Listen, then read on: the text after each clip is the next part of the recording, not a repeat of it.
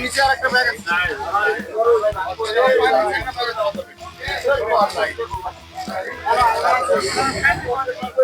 পরা দিবে।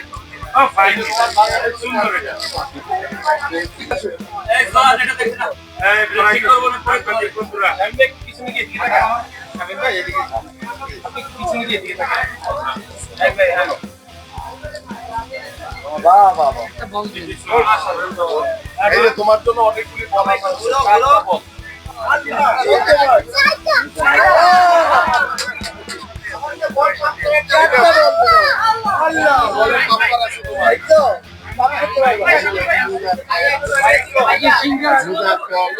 ভারপ্রাপ্ত চেয়ারম্যান জনাব তারেক রহমান ইতিমধ্যে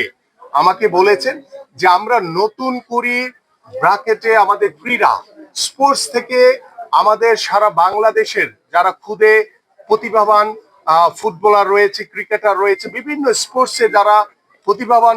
খেলোয়াড়রা রয়েছে তাদেরকে আমরা সারা বাংলাদেশ থেকে তুলে নিয়ে এসে তাদেরকে জাতীয় পর্যায়ে আমরা সরকারিভাবে আল্লাহ পাক যদি আমাদেরকে আগামী নির্বাচনে এদেশের জনগণের ভোটে নির্বাচিত করে, আমাদের মাননীয় ভারপ্রাপ্ত চেয়ারম্যান জনাব তারেক রহমান ইতিমধ্যে বাংলাদেশের ক্রীড়াঙ্গনকে নিয়ে তিনি নতুন ভাবে স্বপ্ন দেখেছেন এবং তিনি প্রথমেই যে বিষয়টি উল্লেখ করেছেন যে আমরা প্রত্যেকটি প্রাথমিক বিদ্যালয় থেকে শুরু করে আমরা বেসরকারি বিদ্যালয় হাই স্কুলগুলোতে আমরা ক্লাস 4 থেকে প্রত্যেকটি, বিশেষ করে আমরা অলিম্পিক গেমসে কিংবা আমাদের সাউথ এশিয়ান গেমস কিংবা আমাদের সাব গেমসে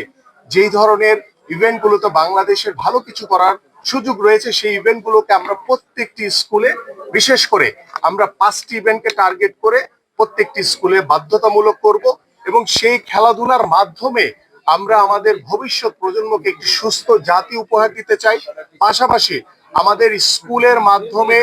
স্কুলে খেলাধুলার মাধ্যমে আমাদের যে তৃণমূল থেকে যে সকল খেলোয়াড়রা ভবিষ্যতে তারা বাংলাদেশ দলকে প্রতিনিধিত্ব করবে এবং এই সোহানের মতো যারা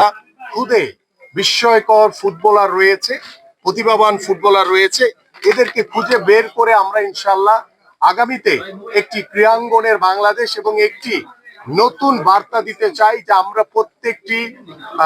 উপজেলা, ইউনিয়ন লেভেল, জেলা লেভেল এবং প্রত্যেকটি বিভাগীয় পর্যায়ে আমরা